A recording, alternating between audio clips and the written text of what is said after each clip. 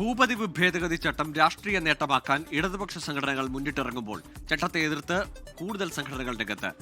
പുതിയ ഭേദഗതി മലയോര മേഖലയിലെ ജനങ്ങളുടെ അവകാശങ്ങൾ ഹനിക്കുമെന്ന് കർഷക കൂട്ടായ്മ ആരോപിച്ചു. ക്രമവൽക്കരണമല്ല, തരംമാറ്റമാണ് ആവശ്യമെന്നാണ് പുതിയ വാദം.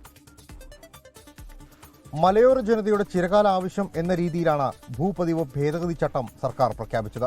പുതിയ ചട്ടത്തിന്റെ നേട്ടങ്ങൾ എണ്ണിപ്പറഞ്ഞ് ഇടതുപക്ഷം ഗ്രഹസന്ദർശനം നടത്തുന്ന വേളയിൽ തന്നെ എതിർപ്പുകളും ഉയരുകയാണ്. ചട്ടം പ്രാബല്യത്തിൽ വരുന്നതോടെ നിലവിലുള്ള ഭൂമി ക്രമവൽക്കരിക്കപ്പെടുമെന്നും മറ്റാവശ്യങ്ങൾക്കായി ഉപയോഗിക്കാനാകില്ല എന്നുമാണ് ആക്ഷേപം.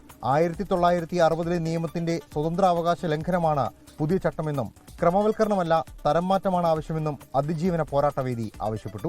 നിയമം ഞങ്ങൾ എതിർക്കാൻ കാരണം ഗവൺമെന്റിന് ഉണ്ടായിരുന്ന സമ്പൂർണ്ണ അവകാശത്തെ ക്രമവൽക്കരണ അവകാശമാക്കി മാറ്റി. തരംമാറ്റമാണ് ഞങ്ങൾ എതിർക്കില്ല.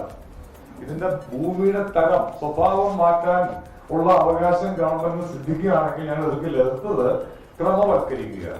പുരയിടമായി ഉപയോഗിക്കുന്ന ഭൂമി ക്രമവൽക്കരിക്കാൻ സർക്കാർ സത്യവാങ്മൂലം ആവശ്യപ്പെടുന്നത് മലയോര ജനതയോടുള്ള ചതിയാണ് എന്ന് കർഷക സംഘടനകളുടെ വാദം. 1964 ശേഷം ചട്ടം ഭേദഗതി ചെയ്തതിലൂടെ ഭൂമിയുടെ ഉടമസ്ഥാവകാശം പോലും നഷ്ടമായെന്നും ഇതിന്റെ തുടർച്ചയാണ് പുതിയ ഭേദഗതിയെന്നും ആക്ഷേപമുണ്ട്. എന്നാൽ തിരഞ്ഞെടുപ്പ് കാലത്ത് ജനങ്ങളെ തെറ്റിദ്ധരിപ്പിച്ച് രാഷ്ട്രീയ നേട്ടമുണ്ടാക്കുകയാണ് ഇത്തരം സംഘടനകളുടെ ലക്ഷ്യമെന്ന് ഇടതുപക്ഷത്തിന്റെ വാദം. 24 ഇടുക്കി. ലോകത്തെവിടെയായാലും ഏത് സമയത്തും 24 വാർത്തകളും ഓഗ്മെന്റഡ് റിയാലിറ്റി പാക്കേജുകളും എക്സ്പ്ലെയിനറുകളും വിശദമായി കാണാൻ ഞങ്ങളുടെ യൂട്യൂബ് ചാനൽ നിങ്ങൾക്ക് സബ്സ്ക്രൈബ് ചെയ്യാം.